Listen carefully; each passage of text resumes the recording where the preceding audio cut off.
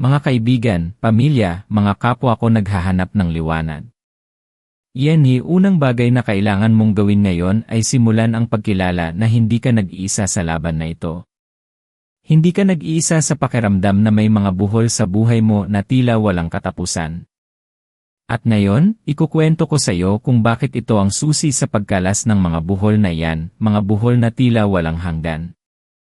Kung nararamdaman mo ang bigat ng mga pasanin, kung nahihirapan ka sa mga problemang paulit-ulit na dumarating, kung may mga sitwasyon sa buhay mo na kahit anong gawin mo ay hindi malutas-lutas, narinig mo ito ng tama. Ito ang mensahe para sa puso mo ngayon. Manatili ka hanggang sa huli dahil hindi lang tayo magdadasal. Ibibigay ko sa iyo ang kapangyarihan at pag-unawa para tunay mong makalas ang mga buhol na yan. Kung ang mensaheng ito ay pumupukaw sa iyo, kumonekta ka sa atin, sama-sama tayong lumalim. Naranasan mo na bang gumising sa umaga, pakiramdam mo ay parang may mabigat na kadena na nakakabit sa bawat galaw mo? Parang bawat araw ay may panibagong pagsubok na naghihintay, o ang luma mong problema ay nagre-repackage lang at nagbabalik. Alam ko ang pakiramdam na yan. Alam ko ang pagod, ang pagkabigo, ang kawalan ng pag-asa na hatid ng mga buhol sa buhay. May mga buhol na pampinansyal, buhol sa relasyon, buhol sa kalusugan, at ang pinakamahirap minsan ay ang mga buhol sa ating sariling isip at puso. Ang mga buhol ng takot, pagdududa, at kawalan ng kumpiyansa. Tila ba walang katapusan, isang walang hanggang problema na sinusubukan ang bawat hibla ng iyong pagkatao. Pero dito ko gustong magsimula, hindi mo kailangan dalhin ang bigat na yan mag-isa. May isang mahalagang katotohanan na madalas nating makalimutan kapag tayo ay lubos ng nasasadlak sa kalungkutan at pagkabigo. Hindi mo hinahanap ang mensaheng ito ng walang dahilan. Mayroong higit na kapangyarihan na gumagabay sa iyo, isang kapangyarihan na nagmamahal sa iyo ng higit pa sa iyong maiisip. At sa ating paglalakbay ngayon, ididikit natin ang ating sarili sa kapangyarihang iyan sa pamamagitan ng isang espesyal na tagapagkalas ng mga buhol, si Birheng Maria. Ilang taon na ang nakakaraan, dumaan din ako sa isang matinding pagsubok. Isang buhol sa aking buhay na akala ko ay wala ng lunas. Ito ay isang problema sa pamilya na nagdulot ng malalim na sugat at paghihiwalay. Sa loob ng maraming buwan, gabi-gabi akong umiiyak, nagtatanong, nagdadasal, pero walang pagbabago. Mas lumala pa nga ang sitwasyon. Pakiramdam ko ay kinokontrol ng buhol na iyon ang bawat aspeto ng aking buhay. Hindi ako makatulog ng mahimbing, hirap akong mag-concentrate sa trabaho, at unti-unting nawawala ang aking sigla. Naramdaman ko na tila nawawalan na ako ng direksyon, na tila hinila na ako ng mga buhol na ito palayo sa liwanag. Iyon ang mga araw na pakiramdam ko ay nasa pinakamadilim na bahagi ako ng aking buhay, kung saan ang bawat pinto ay nakasarado at ang bawat bintana ay tila nababalutan ng makapal na ulap. Ang pag-asa ay tila isang malayo at malabong bituin. Dumating ang isang punto na halos sumuko na ako. Halos ipagsawalang bahala ko na ang lahat. Pero isang araw, habang ako ay naglalakad sa simbahan, may nakita akong maliit na imahe ni Maria. Hindi ito ang karaniwang nakikita ko. May hawak siyang mahabang ribbon na puno ng mga buhol. Sa ilalim ng imahe ay nakasulat, Maria, tagapagkalas ng mga buhol. Nakuha nito ang aking pansin. Naisip ko, kung kaya niyang kalasin ang mga buhol na yan, baka kaya niya rin ang sa akin. Hindi ko pa lubos na nauunawaan noon ang lalim ng debosyon na ito. Ang alam ko lang, isang butil ng pag-asa ang sumulpot sa aking puso sa sandaling iyon. Ang kwento ni Maria, tagapagkalas ng mga buhol, ay nagsimula sa isang pamilya na nasa bingit ng paghihiwalay mahigit 300 taon na ang nakalipas. Isang mag-asawa na may malaking problema, at sa gitna ng kanilang kaguluhan, ang kanilang pagmamahalan ay tila isang lubid na unti-unting nabubuhol, nagiging komplikado at masikip. Sa kanilang kawalan ng pag-asa, lumapit sila sa isang pari. Ang pari na iyon, matapos marinig ang kanilang kwento, ay kinuha ang laso na ginamit sa kanilang kasal, isang laso na sumisimbolo sa kanilang pagkakaisa. Nagsimula siyang manalangin kay Maria, sa bawat buhol ng laso, humihingi siya ng tulong upang kalasin ang mga problema ng mag-asawa. At habang siya ay nagdadasal, isa-isang nakalas ang mga buhol. Ang laso ay naging maluwag at malinis, sumisimbolo sa paggaling ng relasyon. Ito ay naging inspirasyon para sa debosyong ito, na ngayon ay tinatanggap ng milyon-milyong tao sa buong mundo, lalo na sa mga panahong tila ang mga buhol sa ating buhay ay walang hanggan. Ang kwentong ito ay hindi lamang tungkol sa isang milagro noong unang panahon. Ito ay patunay na kahit gaano pa kalaki o karami ang mga buhol sa iyong buhay, may pag-asa. Mayroong isang ina na handang tumulong, isang ina na inilaan ng Diyos upang maging ating tagapamagitan. Pero hindi sapat na maniwala lang tayo. Kailangan nating kumilos, kailangan nating lumapit, at kailangan nating matutunan kung paano natin ibibigay kay Maria ang ating mga buhol. Ang totoo, marami sa atin ang hindi nakakalimot na manalangin. Nagdadasal tayo, humihingi ng tulong. Pero madalas, hindi natin binibitawan ang problema. Hindi natin ganap na ibinibigay sa Kanya. Iyan ang unang sikreto na nais kong ibahagi sa iyo ngayon. Ang pagbibitaw ng kontrol ay hindi pagtalikod sa responsibilidad. Ito ay pagtanggap na may higit na kapangyarihan kaysa sa iyo, isang kapangyarihan na may kakayahang makakita ng solusyon na hindi mo makita. Kapag sinasabi mong walang hanggang problema, ang ibig mong sabihin ay walang hanggang solusyon sa iyong pananaw. Pero sa pananaw ng Diyos at sa tulong ni Maria, bawat buhol ay may kalas. Ano ba talaga ang mga buhol na ito? Ang unang uri ay ang mga buhol na likha ng mga sitwasyon. Ito ang mga buhol sa pinansyal, mga sakit, problema sa trabaho, o mga pagsubok sa pamilya. Ito ang mga konkreto at nakikitang problema. Ang ikalawa naman ay ang mga buhol na likha ng ating mga desisyon, ng ating mga pagkakamali, o ng mga pagkakamali ng ibang tao na nakaapekto sa atin. Ito ang mga buhol ng pagsisisi, sama ng loob, o hindi pagpapatawad. At ang pinakamalalim at pinakamahirap na kalasin ay ang mga buhol na nasa loob natin. Ang mga buhol ng takot, pagdududa, kawalan ng tiwala sa sarili, pagkabalisa, o ang pag-isip na hindi tayo karapat-dapat. Ang mga buhol na ito ang nagpaparamdam sa atin na ang ating mga problema ay walang hanggan dahil kinukulong nila tayo sa isang mentalidad ng kawalan ng pag-asa. Pero heto ang magandang balita. Si Maria ay hindi lamang tagapagkalas ng mga buhol sa labas natin, kundi pati na rin sa loob. Ang kanyang papel ay hindi para gawin ang lahat para sa atin, kundi para turuan tayong lumapit sa Diyos ng may pananampalataya, at para gabayan tayo na kumilos ng may pagmamahal at pagtitiwala. Hindi mo ba napapansin, minsan, kapag ikaw ay nasa gitna ng kabuluhan, at may isang kaibigan na tahimik na nakikinig, na kahit hindi siya nagsasalita, may ginhawa ka ng nararamdaman. Iyan ang kapangyarihan ng presensya. At si Maria ay laging nandyan. Ang kanyang presensya ay nagdadala ng kapayapaan na kailangan natin upang makita ang mga buhol ng malinaw at hindi tayo matakot sa kanilang sukat. Ngayon, paano natin masisimulan ang pagkalas ng mga buhol na ito? Unang-una, kailangan mong pangalanan ang mga buhol mo. Hindi sapat na sabihin lang na may problema ako. Kailangan mong tukuyin ito ng malinaw. Isipin mo ang isang lubid na maraming buhol. Hindi mo basta-basta hahatakin ang buong lubid. Titignan mo ang bawat buhol. Ano ang buhol sa iyong pinansyal? Utang. Kawalan ng trabaho. Hindi pagkakaintindihan sa pera. Ano ang buhol sa iyong relasyon? Sama ng loob. Kakulangan ng komunikasyon. Hindi pagpapatawad. Isulat mo ang mga buhol na ito. Ito ang unang hakbang sa pagbitaw. Kapag naisulat mo na, nabigyan mo na ito ng anyo, at sa pagbigay mo ng anyo, binibigyan mo na rin ng kapangyarihan ang pagkalas nito.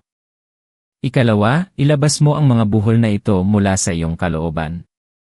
Madalas, ang mga buhol ay nagiging mas mahirap kalasin dahil itinatago natin ang mga ito sa loob, pinipigilan nating pag-usapan, kinakahiya natin. Hindi tayo humihingi ng tulong. Pero ang pagkalas ay nagsisimula sa pagiging tapat. Maging tapat sa iyong sarili, at higit sa lahat, maging tapat sa Diyos at kay Maria. Sabihin mo ang nararamdaman mo. Sabihin mo ang iyong takot. Sabihin mo ang iyong kawalan ng pag-asa. Ito ang pagpapakumbaba na kailangan para magbukas ang puso mo sa tulong na darating. Madalas, ang ating mga problema ay parang isang gusot na sinulid. Kung susubukan mong hilahin ng puwersa, lalo lang itong gumugulo at bumibigat. Pero kung dahan-dahan mo itong sisimulan, hahanapin ang dulo, unti-unting luluwag. Iyan ang proseso ng pagkalas ng buhol sa tulong ni Maria. Hindi ito magic. Ito ay grace at wisdom. Grace upang makita ang solusyon, at wisdom upang sundin ang gabay.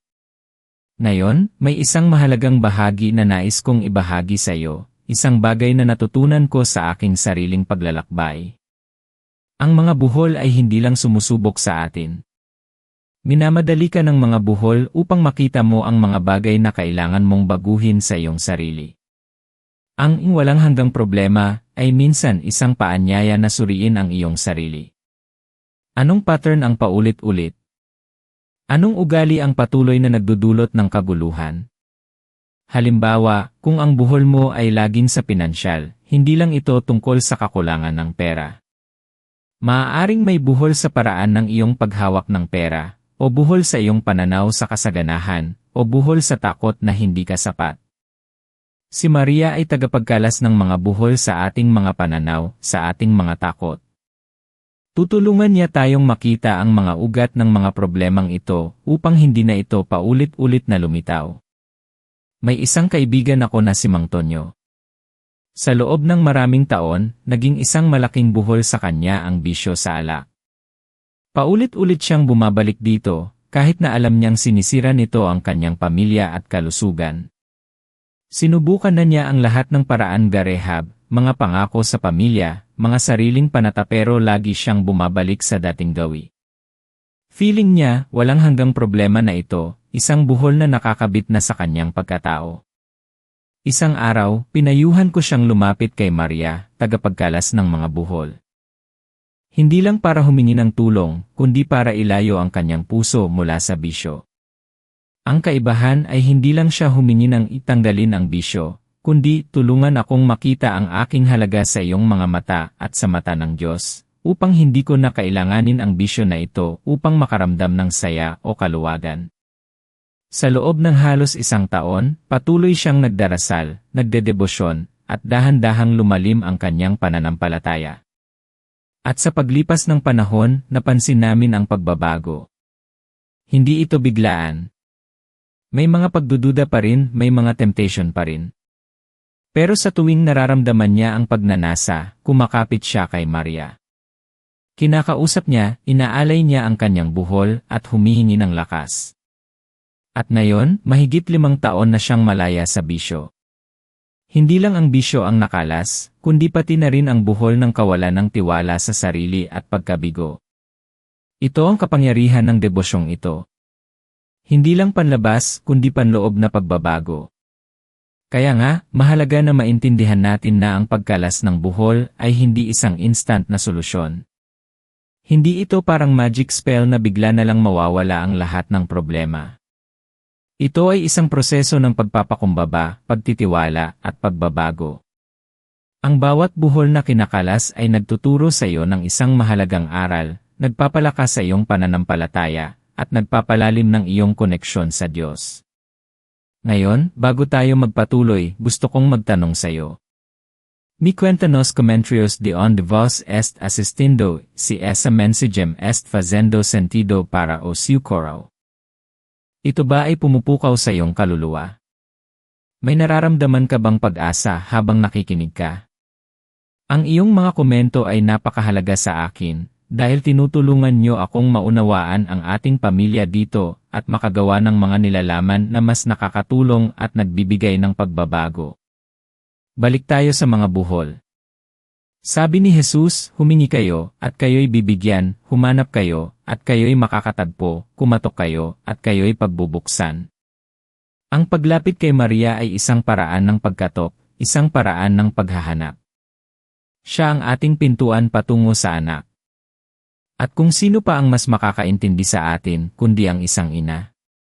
Ang isang ina na naranasan ang sakit, ang pagkawala, ang pag-asa, at ang pagmamahal. Ang isang mahalagang bahagi ng pagkalas ng mga buhol ay ang pagpapatawad. Maraming buhol sa ating buhay ang likha ng hindi pagpapatawad sa ating sarili o sa ibang tao. Ang pagbitbit ng sama ng loob ay parang paghawak ng isang mainit na uling na inaasahan mong masusunog ang iba, pero ikaw lang ang nasusunog. Ang pagpapatawad ay hindi paglimot sa sakit na naranasan mo. Ito ay pagpili na palayain ang iyong sarili mula sa kapangyarihan ng sakit na iyon. At dito, si Maria ay isang napakabisang tagapamagitan. Maaari tayong humingi ng kanyang tulong upang makahanap tayo ng lakas na magpatawad. Isang halimbawa pa. May isang babae na halos ikawasak ng kanyang pamilya ang isang malaking utang. Lahat sila ay apektado, ang kanyang asawa ay nawalan ng trabaho, at ang mga anak ay hindi na makapag-aral. Ang buhol na ito ay hindi lang pera. Ito ay buhol ng kahihiyan, takot, at pagkamuhi sa sarili dahil sa mga desisyong nagdulot ng pagkalubog. Nagsimula siyang magdasal ng rosaryo kay Maria, tagapagkalas ng mga buhol, araw-araw, nang may napakalalim na pananampalataya. Habang siya ay nagdarasal, bigla siyang binigyan ng ideya na subukan ang isang maliit na negosyo na dati niyang kinatatakutan. Sa kanyang panalangin, humingi siya ng tapang at gabay. At sa hindi inaasahang pagkakataon, ang kanyang maliit na negosyo ay umasenso. Hindi lang niya nabayaran ang utang, kundi nakatulong din siya sa kanyang pamilya, at higit sa lahat, nakita niya ang kanyang halaga. Nakalas ang buhol ng kahihiyan at napalitan ng tiwala sa sarili. Ito ang patunay na ang paghingi ng tulong kay Maria ay hindi lang tungkol sa pagkuha ng milagro, kundi pagtanggap ng lakas at karunungan upang makakilos ng may pananampalataya. Kaya huwag kang mawalan ng pag-asa kung tila walang hanggang problema ang kinakaharap mo.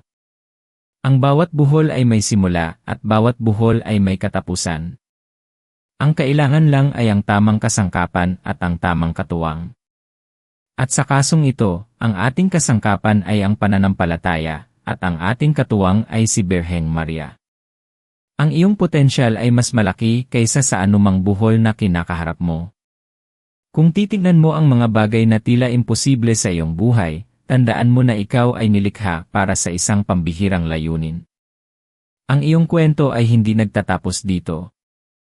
Ang pinakamahusay na bahagi mo ay darating pa.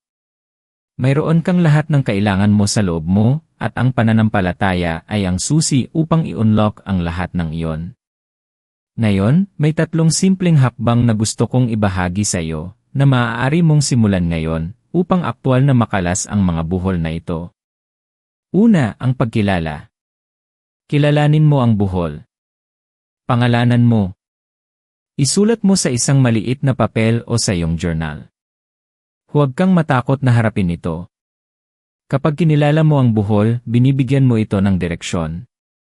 Pangalawa, ang pag-aalay. Kapag nakilala mo na ang buhol, ilagay mo ito sa ilalim ng imahe ni Maria, tagapagkalas ng mga buhol, kung mayroon ka. Kung wala, isipin mo siya sa iyong isip.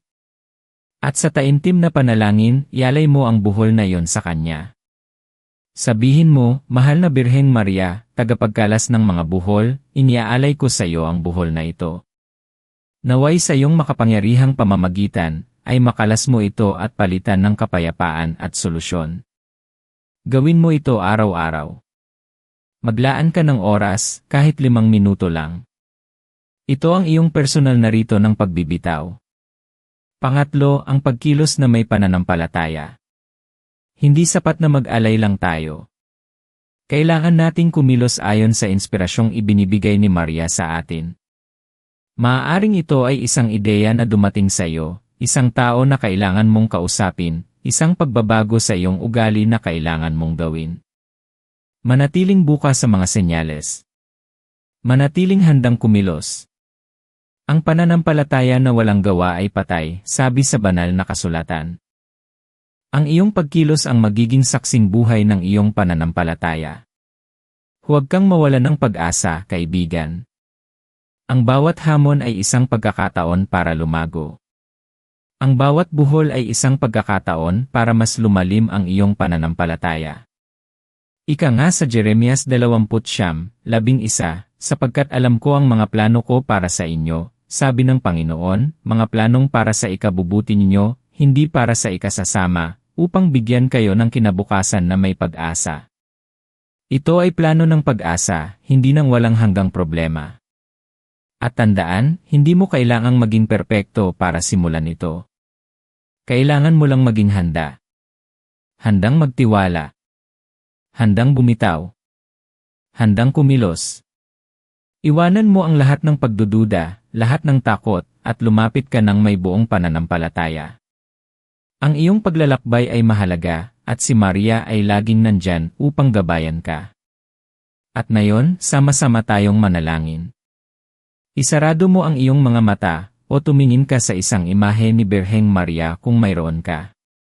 Ibigay mo ang iyong mga buhol sa sandaling ito.